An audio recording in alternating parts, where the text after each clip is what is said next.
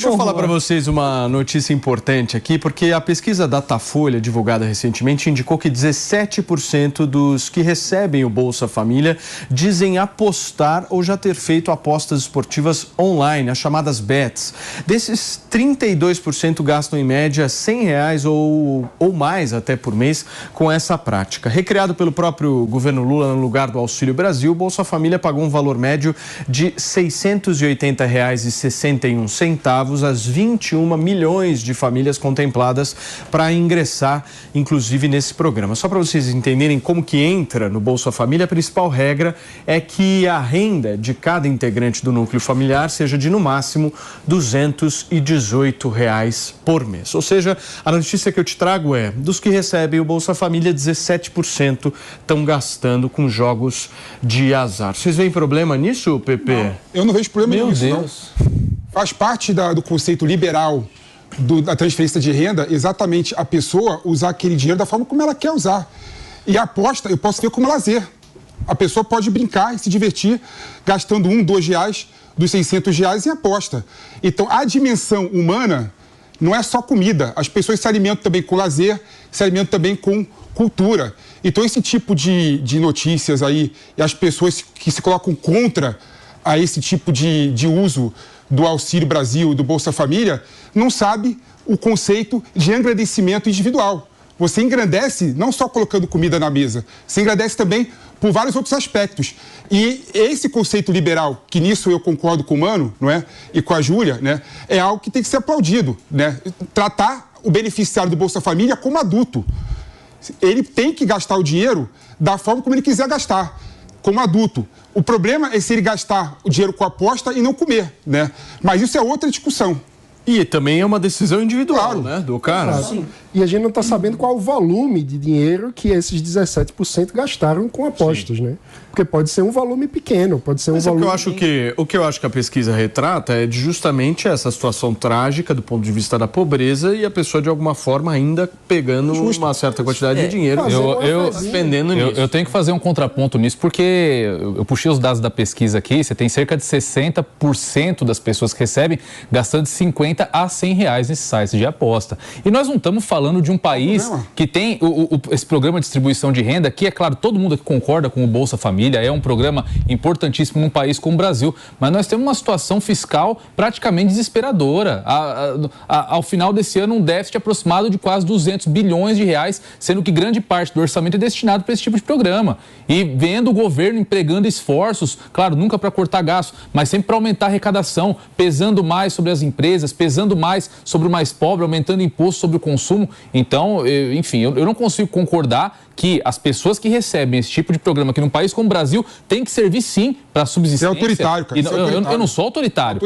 Eu só penso na política pública para o país que eu tenho, não para o país que eu quero. Agora, Pepe, na minha opinião... Fiscal da moral ali. É um absurdo... Fala mesmo, Pepe. Que se fiscal da moral. Você está me interrompendo. Você fala que eu te interrompo, hoje só você está me interrompendo, Felipe Monteiro. Então, na minha opinião, eu acho que o nosso ministério responsável pela manutenção do Bolsa Família deveria passar um pente fino, sim, e reavaliar os critérios. Reavaliar os critérios para a concessão do benefício. Mas o critério deve ser qual? Deve ser como a pessoa está gastando dinheiro? Claro, sem dúvida, isso tem que ser levado em conta. Claro, trata o beneficiário como adulto, Diego. Não, porque o beneficiário é um adulto, mas é um adulto que ele está sobrevivendo às custas do Estado. Você não é liberal, então. Exato. Não, eu sou um pouco mais conservador em algumas questões, Paulinho. Deixa eu entender Júlia Lucy, porque ela está me olhando. Olha para trás, Pepe. Dá uma olhada como Júlia Lucy te encara nesse momento. Agora fala, Ju. Eu sou obrigada a concordar com o Pepe de novo. Porque a gente, quando teve... Mas toda essa questão do Bolsa Família, ela precisa ser enfrentada porque é um problema que precisa ser revisitado, sim. Inclusive... Um elogio agora ao governo federal, ele acabou de fazer um pente fino e vários beneficiários serão cortados, porque, infelizmente, a honestidade ainda não é um valor cultivado na média da população brasileira, né? Infelizmente, se a gente tivesse uma sociedade com uma cultura de ser honesta, de falar a verdade, a gente não teria tantos gastos para fazer tantas fiscalizações e tantas auditorias. Então, eu espero que cada vez mais as pessoas se atentem para a necessidade de serem transparentes e serem honestas, porque isso impacta não apenas na vida delas, mas do país como um todo. Mas o governo vai retirar agora uma série de beneficiários, em sua maioria da região Nordeste, que não fazem mais jus ao recebimento do Bolsa Família. Agora, quando o Diego traz a necessidade de ter uma responsabilidade no uso desse dinheiro, porque são adultos que estão sendo sustentados por outros adultos, ele tem toda a razão. A gente não vê um programa de saída dessas pessoas. A gente vê sempre comemorando a expansão do programa. Estamos atendendo mais pessoas, o volume dos recursos do Bolsa Família aumentou. Sinceramente, quando eu vejo esse tipo de notícia, eu fico com vergonha. Porque a gente não vê notícias falando, pessoas entraram, permaneceram tantos meses, foram capacitadas e saíram. A gente não vê isso, né? Agora, não tem como a gente imaginar que haja possibilidade de controle de como essa pessoa gasta esse dinheiro na ponta. Sem contar também que a liquidez que a moeda traz para essas trocas, né? Ela por si só é uma externalidade que a gente não pode abrir mão dela. Quando o Fernando Henrique lançou o Vale Gás, eram 3 vales, um deles era o Vale Gás, agora eu não me recordo exatamente. Bolsa Escola.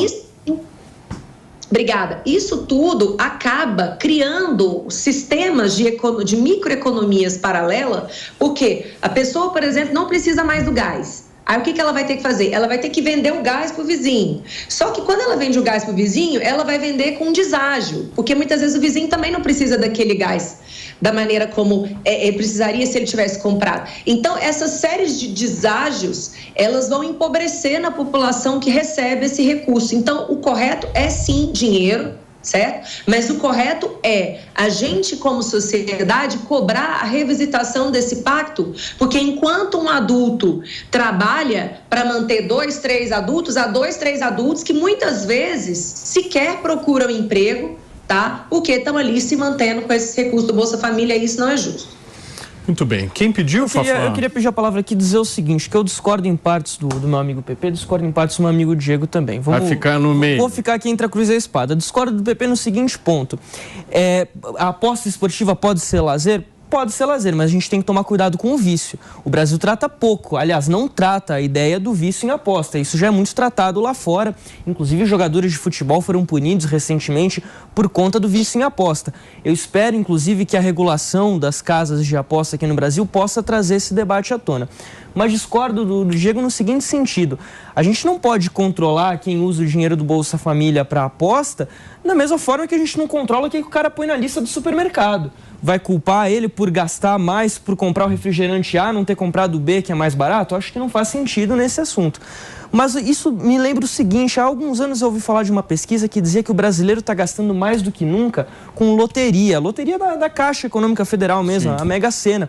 Isso mostra uma realidade que é o seguinte, o povo está desesperado em busca de dinheiro, porque você ir atrás de uma loteria, uma aposta, é a forma mais fácil ali que você tem de fazer uma renda que você não consegue fazer em outro lugar. Ou seja, o cara está precisando mesmo de mais dinheiro, está tentando resolver de uma forma mais fácil. Tem um aspecto cultural também, né? Que o brasileiro está acostumado a fazer uma fezinha, isso é algo que muitas vezes a pessoa não é desesperada, mas vai lá na Mega Sena da virada, tem uma tradição, muitas famílias sempre apostam. E às vezes é uma vez por ano. Às vezes é só a Mega da virada.